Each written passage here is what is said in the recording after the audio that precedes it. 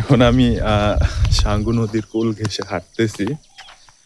তো আমি এখন যে জায়গাতে আছি এটা হচ্ছে মূলত ছান্দাকপাড়া বলে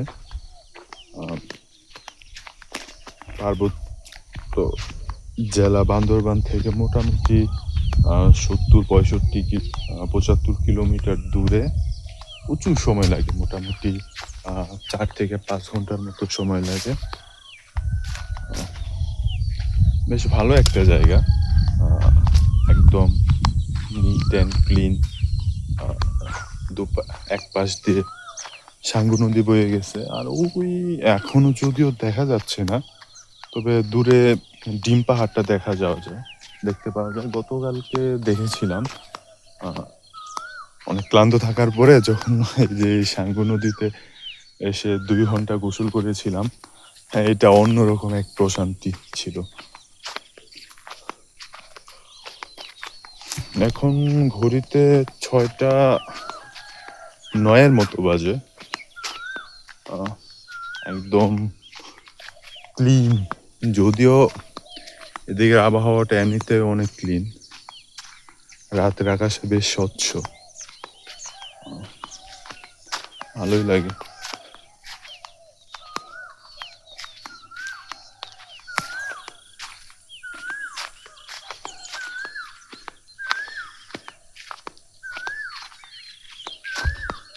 সুন্দর না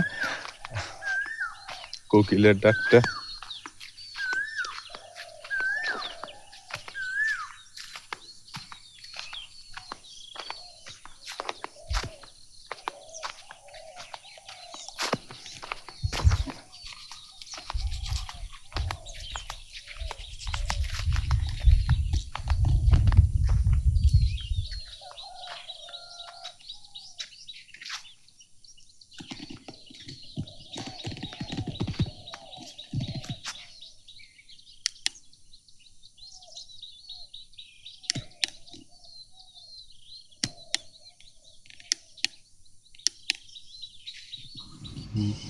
মূলত সকালের এই ভিউটা দেখার জন্যই আগের রাতে খুব তাড়াতাড়ি ঘুমিয়ে গিয়েছিলাম। একদম স্নিগ্ধ একটা সকাল, বেশ শান্ত, যদিও হালকা হালকা কুয়াশা ছিল, তবে বেশ উপভোগ্য।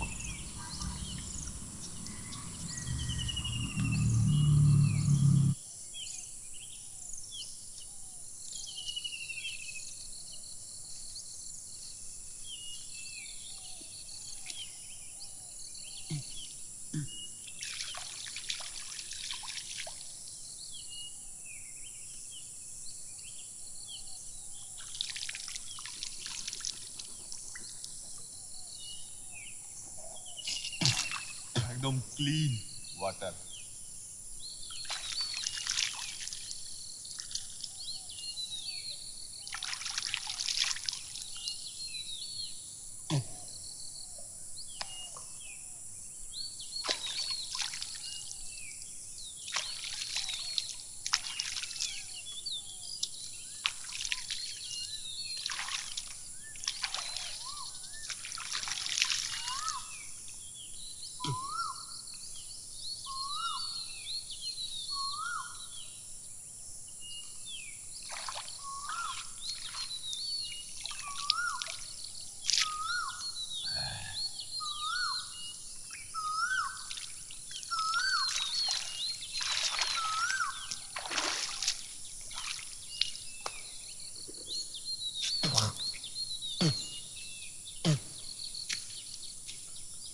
নদীর এই জল নিঃসন্দেহে খাওয়া যায়।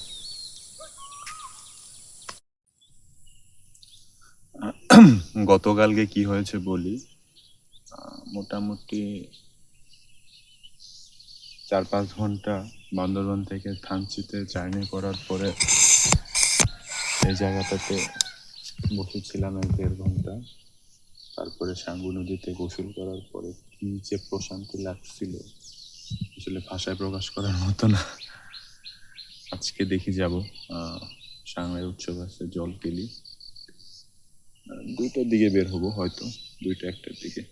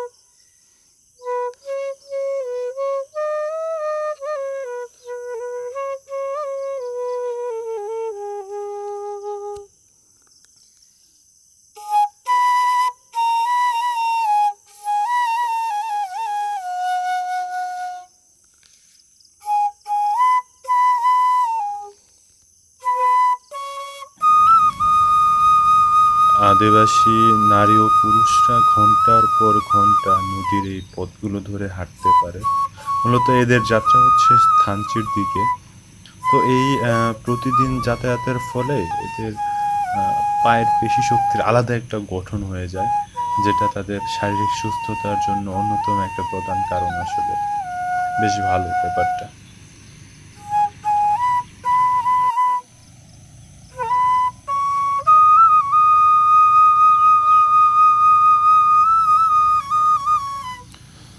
পাহাড়ের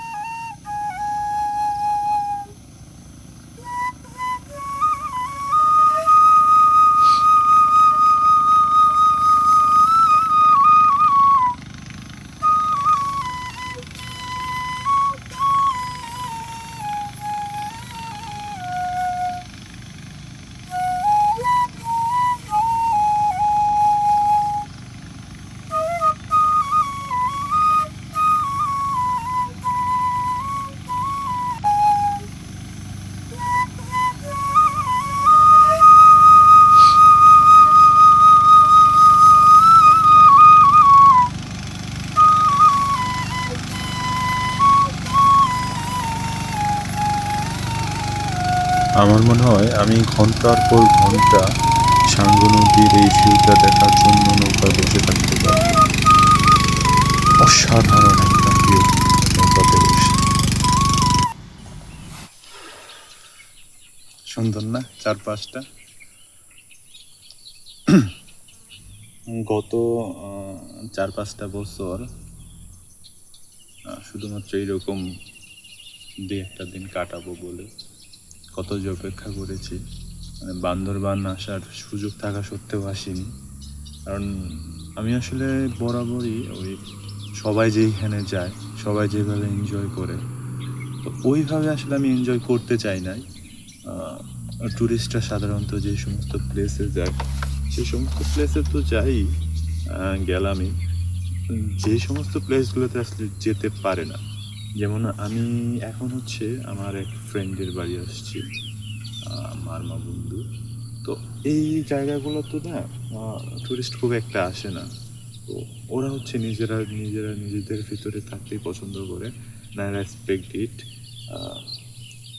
নিজস্বতা বজায় রাখার একটা ব্যাপার স্যাপার আছে। এটা হচ্ছে একদম সাঙ্গুর কোল ঘেঁষে একটা পাড়া। একটু দূরেই হচ্ছে ডিম পাহাড় দেখা যায়। আকাশ যখন মোটামুটি পরিষ্কার থাকে তখন ডিম পাহাড়ের ভিউটাও মোটামুটি বেশ ভালো। যদি গাড়ি দিয়ে এখান থেকে যাওয়া যায়, আধা ঘন্টা 1 ঘন্টার মতো লাগে এই। আর এই সাঙ্গু গতকালকে আসার পরে সাঙ্গুর পানি মোটামুটি হালকা একটু ছিল, ঘোলাটে ছিল, কিন্তু আজকে সকালে যখন আমি ফ্রেশ হতে চলে আসছি, এতটা ক্লিন ছিল বলে আসলে বোঝানো সম্ভব না। আমি জাস্ট মানে পানি দেখেই বলে গেলাম যে হচ্ছে, মানে বলে দিলাম এই পানি খাওয়ার যোগ্য। এবং আমি ফ্রেশ হয়ে সত্যি সত্যি খেয়েছি। এবং আমি শিওর যে এই পানিতে আসলে ওই রকমের কোনো রোগ জীবাণু নেই, আর থাকলেও আমাকে আসলে এফেক্ট করবে না। এই হচ্ছে কথা। একটু পরপরই ট্যুরিস্ট বোটগুলো আসতেছে, মূলত শহরের দিকে সম্ভবত যাচ্ছে। তো সেখান থেকে টুরিস্ট এনে সারাদিন ব্যাপী হয়তো কেউ নেয়, কেউ অর্ধবেলা নিয়ে দেন হচ্ছে ঘুরে ঘুরে দেখে। বেশ ভালোই। তবে এখন এপ্রিল মাস চলতেছে, তো এপ্রিল না, সরি, হোয়াট এভার, আর মাসের কথা হচ্ছে মনে আসতেছে না। এরকম পরিবেশে মাসের কথা, দিনের কথা কারই বা মনে থাকে? তো যখন বর্ষাকাল আসে, বর্ষাকালে আমার মনে হয় বেশ উত্তাল থাকে সাঙ্গু নদী। এখন জাস্ট শুধু বোট চলাচল করতে পারে এইরকম পানি রয়েছে। তবে ভালো। গতকালকে আসার পরে দেখি বম সম্প্রদায়ের কিছু মহিলা শামুক খুঁজতেছিল নদীতে, বোট আসতেছে।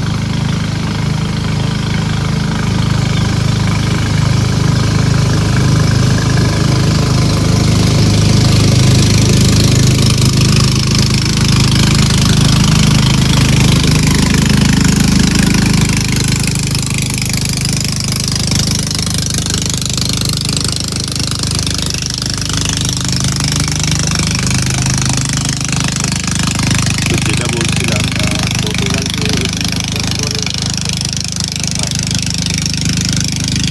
জলের শব্দটা জাস্ট ওয়াও! শামুক খুঁজতেছিল, ওদের দেখা দেখি আমিও খুঁজলাম, বেশ ভালো পরিমাণে পেয়েছিলাম। যদিও আমি নতুন এক্সপিরিয়েন্স না, ছোট ছোট শামুক খুঁজে বের করতে পেরেছিলাম। কিন্তু ওরা সাধারণত মিডিয়াম থেকে বড় সাইজেরগুলো খেয়ে থাকে, শামুক, ঝিনুক। সাঙ্গু নদী মোটামুটি সবই দিয়েছে এই এই পাহাড়ি অঞ্চলের যে সমস্ত মানুষজন থাকে। নদী না থাকলে না আসলে ওরা থাকতো না, যে কোনো মূল্যেই হোক। সাঙ্গু নদীকে রক্ষা করা আসলে আসলে খুবই খুবই খুবই ইম্পর্টেন্ট। সাঙ্গু নদী না থাকলে পাহাড়ি সভ্যতা টিকে থাকবে না, কোনোভাবেই সার্ভাইভ করা আসলে পসিবল না। এটা আসলে আমি গতকালকে আসার পর থেকে আরো বেশি রিয়েলাইজ করতেছি যে একটা জনগোষ্ঠী বা একটা অঞ্চল একটা নদীর উপর কতটা নির্ভরশীল হতে পারে।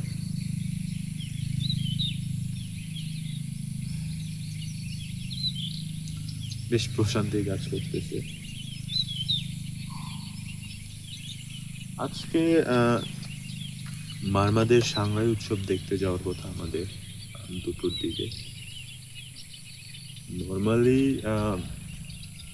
অনেকে আমাকে প্রশ্ন করতেছিল যে হচ্ছে তুই এত পরে যাচ্ছিস, এত পরে সাংহাই উৎসব কি থাকার কথা? কিন্তু আমাকে যেটা বললো ওদের হচ্ছে আজকে মানে 18 তারিখ আজকে হওয়ার কথা, বাজারের দিকে হবে, থানচি বাজারের দিকে। তো আমাদের ট্র্যাডিশনাল ড্রেস পরে যাব, দেখি। গতকালকে রাতে বেশ মজা হয়েছে। যদি আমি আসলে ওই প্রাইভেসির ব্যাপারটা মেনটেন করে আমি ভিডিও টিডিও করিনি। আমি এটা খুবই মানি যে না আসলে ব্যক্তিগত কিছু বিষয় থাকে, সব কিছু যেগুলো আসলে ক্যাপচার করা আমার মনে হয় না ঠিক।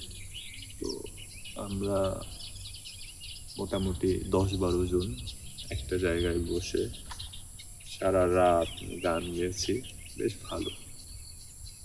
যদিও আমি ওদের কথা খুব একটা বুঝি না, তবে শুনতে ভালোই লাগে কতটা উচ্ছ্বাস। এই মানুষগুলো যখন আবার শহরে যায় তখন হতাশা, ক্লান্তি, অবসাদ এদের আসলে পেয়ে বসে। মানে পাহাড়ে আসলেই যেন আসলে এদের প্রাণ ফিরে পায় এরা। পাহাড়ের সন্তান, পাহাড়ের কোলের সন্তান একেই বলে হয়তো।